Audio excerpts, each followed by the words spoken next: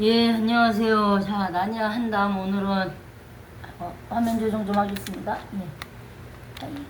예, 나냐 한담 오늘은 28번째 이야기, 지난 시간에 이어서 민영환의 유서를 가지고 이제 유서 원문을 가지고 좀 말씀을 드릴게요. 앞 시간에 말씀드렸지만 민영환의 유서를 대한매일신보에서 경고 한국인민 유서라 이런 제목으로 해가지고 쭉 한자 원문 쓴 거를 달아놨는데, 요거는 제가 나중에 동영상 올릴 때 밑에 설명란에 한자 원문하고 한글로 그 번역한 거하고 그 정도 요렇게 해서 올려드릴 테니까 같이 보시면 도움이 될 것 같아요. 자, 본문 내용 들어갈게요. 저는 이제 한문 원전은 안 읽고 오늘 여러분들하고 일명 국문 한글로 번역된 거 가지고 좀 말씀을 드리도록 하겠습니다. 경고 한국인민유서라. 민영환의 유서입니다.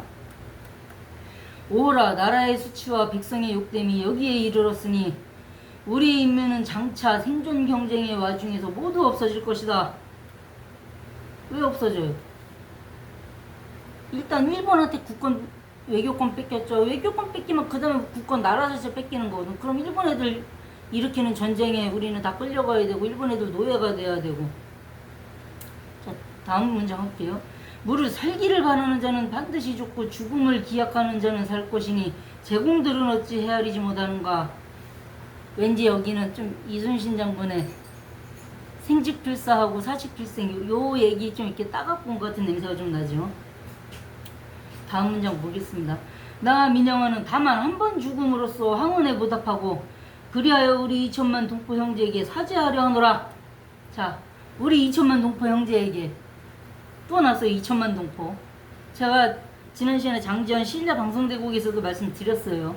그 당시 아마 인구가 2,200만인가 2,300만인가 뭐 그랬다 하는데 뒤에 2, 300만 잘라내고 큰 숫자 얘기하는.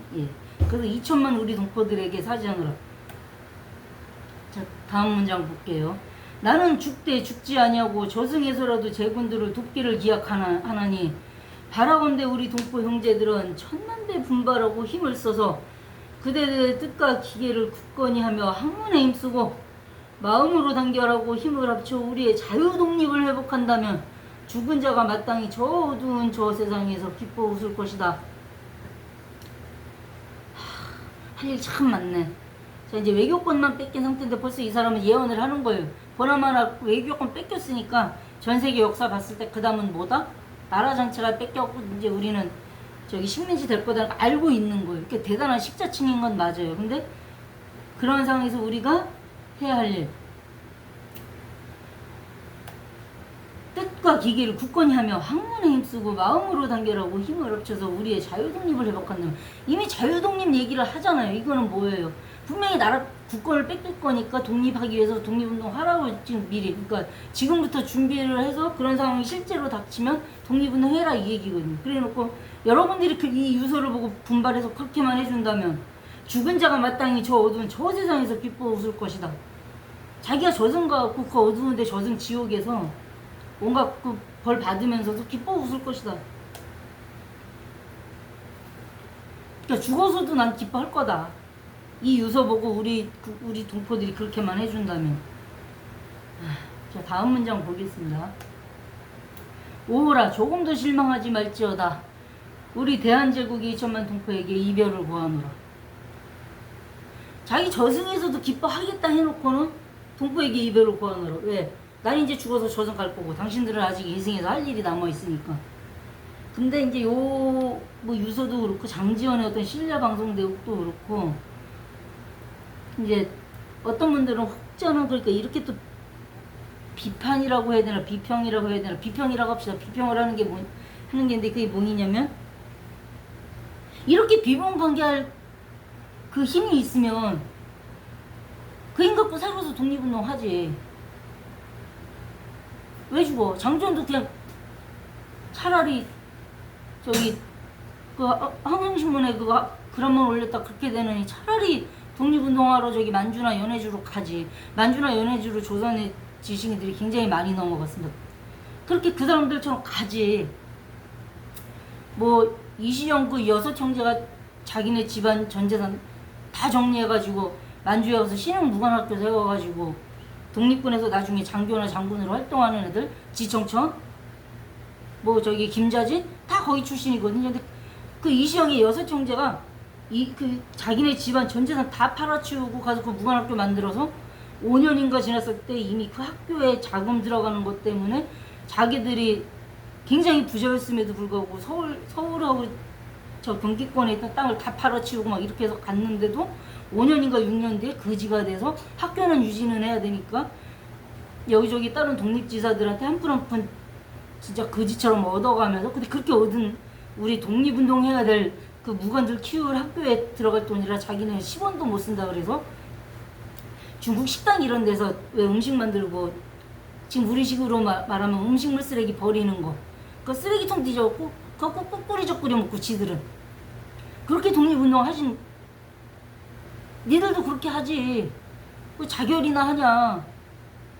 근데 자기 목숨은 자기가 끊는다.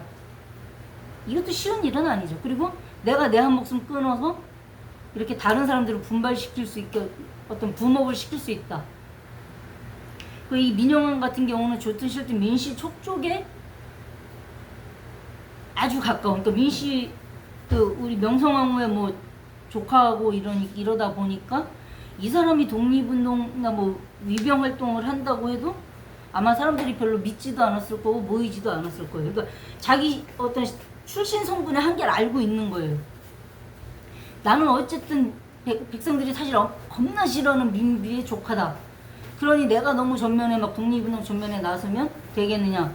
차라리 그냥 내 한 목숨 죽고 그걸로 다른 사람들 분발시키는 게 낫겠다. 말이 그렇지 계속 반복이 되면서 내가 내 목숨 끊는다는 게 쉽냐고요.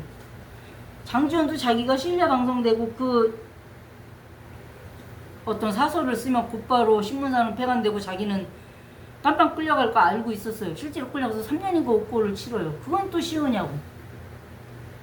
그러니까 어떤 독립운동을 하는데 그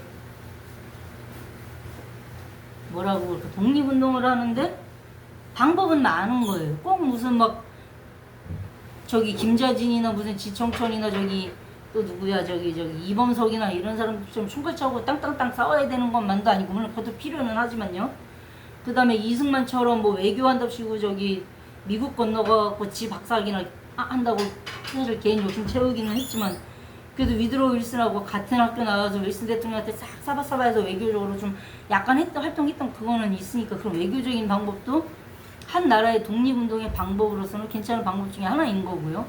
백범이나 저기 백이사처럼 주요 인사 암살을 포함한 약간 테러리스트적인 방법으로 독립운동하는 거, 그것도 하나의 방편으로 필요한 거기는 해요. 물론 다 사람 죽이는 방법이라고 스님이 됐고 사람 죽이는 방법만 얘기한다 하는데 그 부분은 예전에 임진왜란 때 서산대사가 중심이 되고 그 바로 밑에 사명대사나 뭐 처형 이런 사람들이, 이런 스님들이 위승근이라서 승군을 일으켰을 때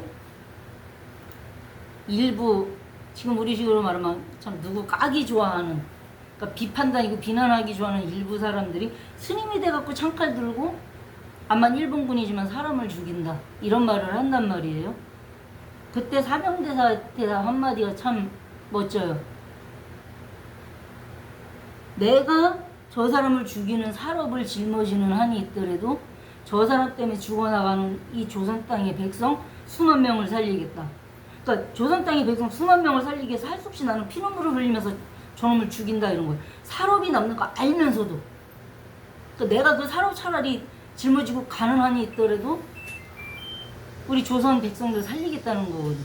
똑같은, 그러니까 어떤 방법이 옳다 그르다가 아니라 이 상황에서 이 사람은 이렇게 했구나를 알아야 되는 거예요.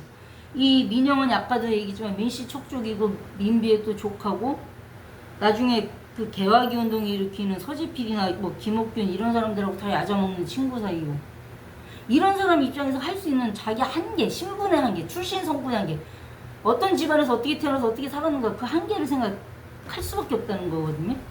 그렇다고 보면 이 민영환이 자결하면서 이렇게 유서를 남겨서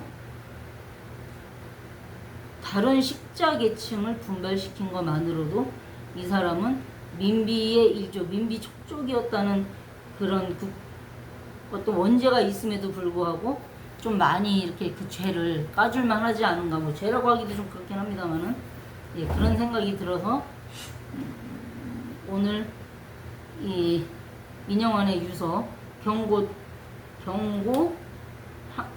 한국인민 유서하고 그 대한매일신문가 거기에 올라갔던 사설로 올려졌던 민영환의 마지막 순간 칼로 목을 찔러 자결하기 직전에 쓴 유서를 여러분들께